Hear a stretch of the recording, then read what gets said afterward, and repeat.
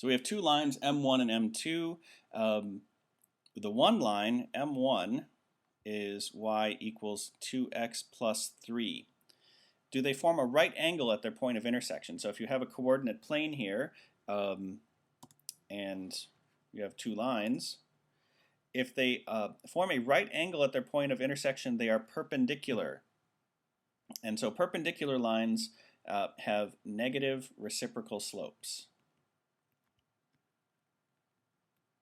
And by that I mean they are negatives of each other, not that they both have negative slopes. For example, we know that line M1 has a positive slope. It has a slope of 2. So in order for in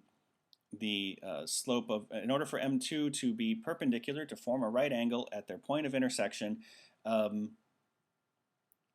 slope here would have to equal negative 1/2. So if the slope equals negative 1/2, they form a right angle at their point of intersection. If it does not, then they do not.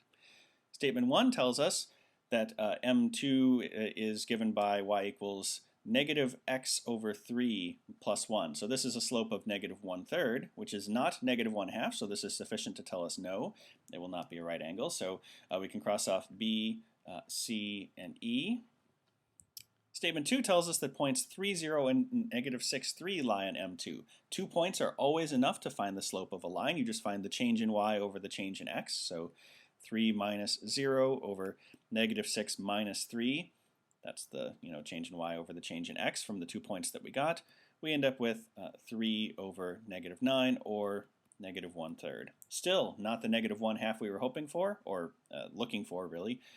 Maybe we didn't hope. That's also sufficient to tell us no, they don't form a right angle. Each statement on its own is sufficient.